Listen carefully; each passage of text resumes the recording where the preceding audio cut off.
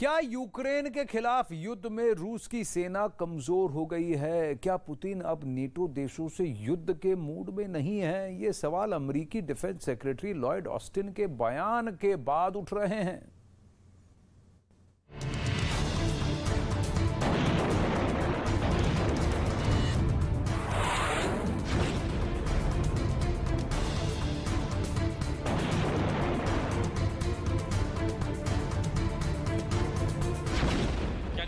Direct उलझना नहीं चाहते Putin?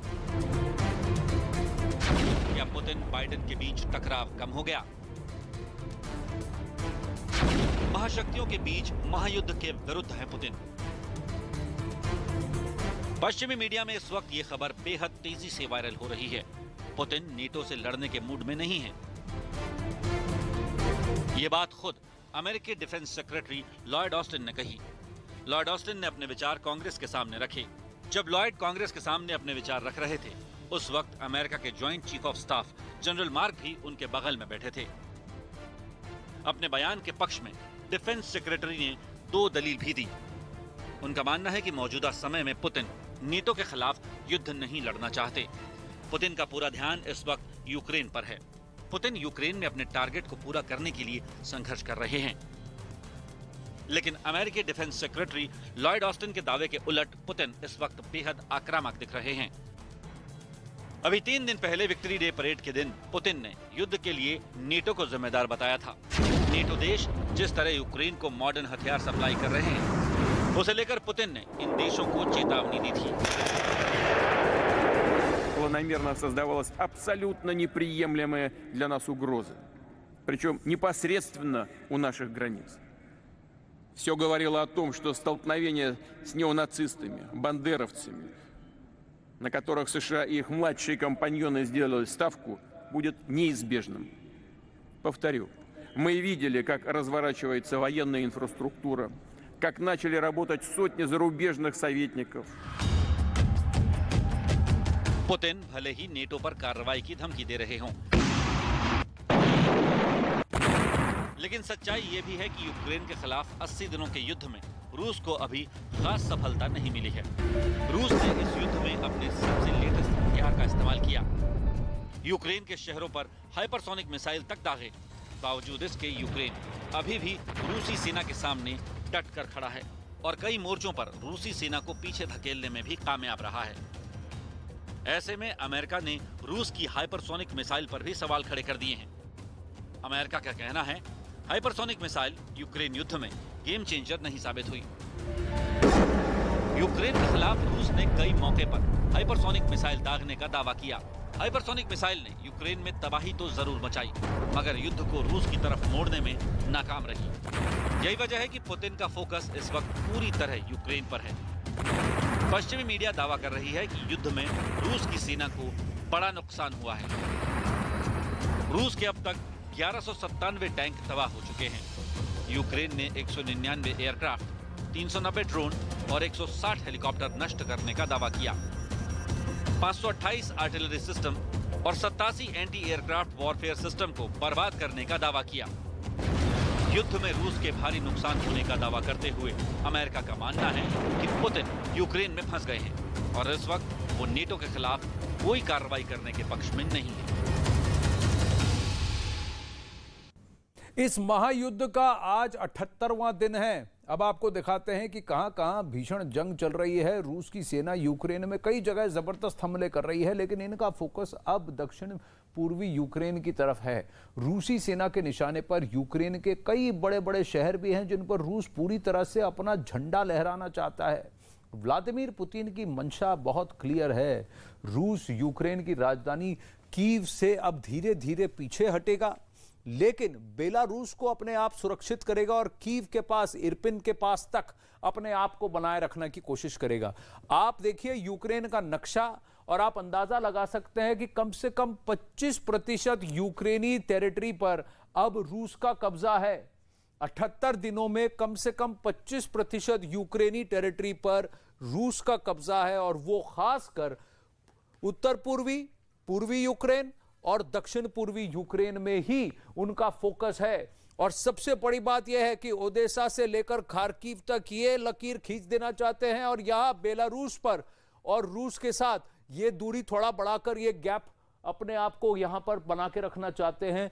तो यूक्रेन का नक्शा फिर से बदल जाएगा। और यहां पर जो बंदरगाह है, हमने आपको थोड़ी देर पहले पैकेज में दिखाया कि ओडेसा 70% यहां से निर्यात करता है, यहां से एक्सपोर्ट और ट्रेड करता है। यूक्रेन अगर ओडेसा पर कब्जा पा लेते हैं तो यूक्रेन क्या करेगा?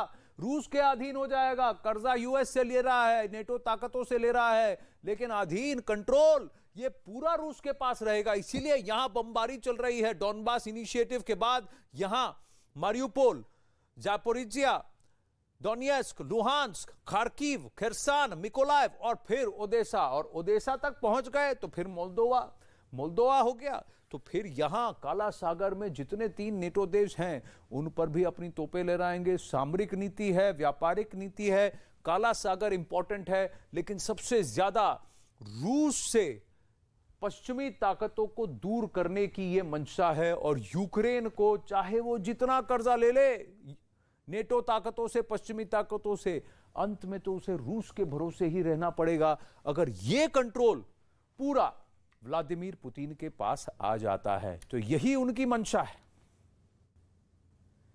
अब यूक्रेन पर हमला किए रूस को 78 दिन हो चुके हैं। बावजूद इसके लोगों का कहना है और पश्चिमी ताकतों का कहना है कि उसे खास सफलता नहीं मिली। मैप के जरिए आपने देखा कि कम से कम 25% टेरिटरी पर तो वो काबिज है यूक्रेन की।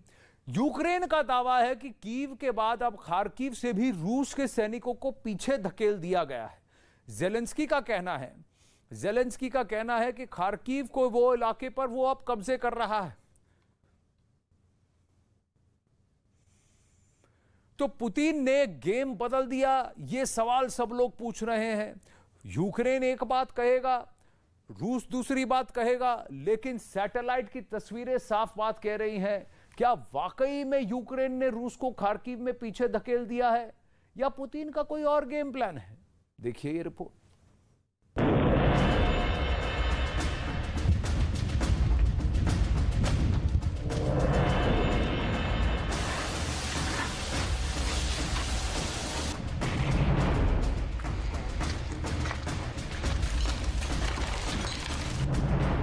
खार्किव में रूसी सेना हटी, कितना सच कितना झूठ।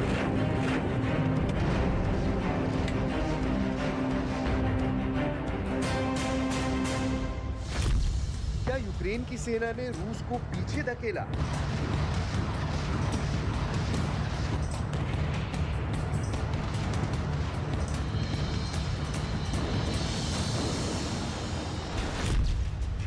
क्या युद्ध में पुतिन ने गेम प्लान बदल दिया? Ура!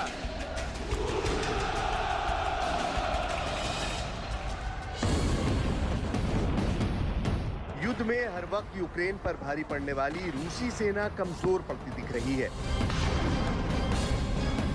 खबर है कि खार्किव से रूस की सेना को अब पीछे धकेल दिया गया है। यूक्रेन ने बड़ा दावा किया कि उसकी सेना ने रूसी सैनिकों को पीछे धकेल दिया है। दावा किया जा रहा है कि खार्किव में पुतिन की तरफ से जो मिशन सेट किए गए थे वो सब फेल हो रहे हैं। पश्चिमी मीडिया दावा कर रहा है कि राजधानी कीव की तरह खार्किव से भी रूस की सेना पूरी तरह से लौटने के लिए मजबूर हो जाएगी। इन दावों के बीच कई सवाल उठ रहे हैं। खार्किव के कुछ इलाकों से क्यों हटी रूस की सेना? क्या वाकई में यूक्रेन के सैनिकों ने कब्जे को मुक्त कराया, या क्या खार्किव से पीछे हटने में पुतिन का कोई प्लान है? अभी ज्यादा दिन नहीं बीते हैं जब खार्किव पर रूस ताबड़तोड़ बम बरसा रहा था। पूरे शहर में हमें सिर्फ बम धमाकों की आवाज सुनाई दे रही थी।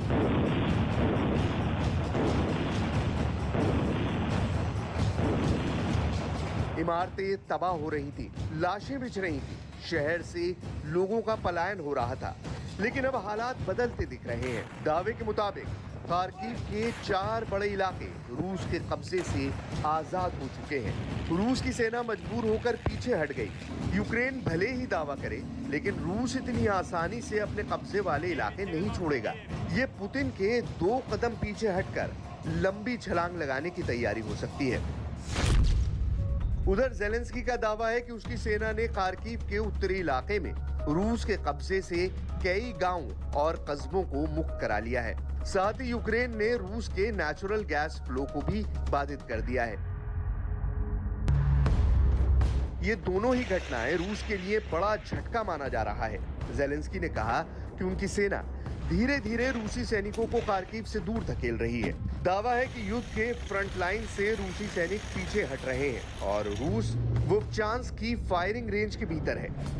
यूक्रेन ने जिन इलाकों से रूसी सेना को पीछे हटाने का दावा किया है वो अहम इसलिए है क्योंकि यहीं से बेलगरद और डोनबास के बीच रूस की सप्लाई चेन है और अब इस कब्जे के बाद यूक्रेन इस आपूर्ति लाइन को बाधित करने में सक्षम है।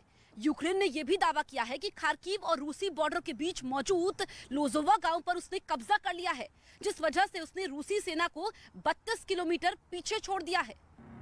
वहीं यूक्रेन के इस कदम पर रूस पलटवार करने के मूड में है। खार्किव के बगल में बेलगोरोड में रूस ने लगभग 20 बटालियन को इकट्ठा किया है। यूक्रेन के एक सैन्य अधिकारी के मुताबिक रूस खार्किव में यूक्रेन के जवाबी हमले से बौखलाया है। युद्ध के शुरुआती दिनों में रूसी सेना यूक्रेन की राजधानी कीव पर हावी होने में नाकाम रही थी।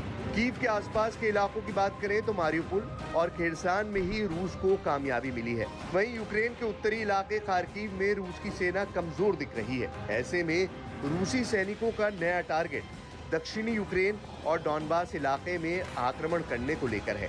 इन इलाकों में जिस तेजी से रूसी सैनिक हमलावर हो रहे हैं, उससे लग रहा है कि यूक्रेन के दक्षिण पूर्व इलाके ओदेसा तक ये जंग जा सकती है। रूस का दावा है कि डॉनबास क्षेत्र, खेरसान, मारियुपोल में उसने कब्जा कर लिया है। वहीं युद्ध से पहले ही डोनेट्स्क और लुहांस्क को रूस अलग देश की मान्यता दे चुका है, लेकिन अकेले इन क्षेत्रों के दम पर रूस यूक्रेन से सरेंडर नहीं करवा सकता। मतलब अभी युद्ध और लंबा चलेगा और पुतिन अब अपने नए प्लान से यूक्रेन पर फतेह हासिल करेंगे।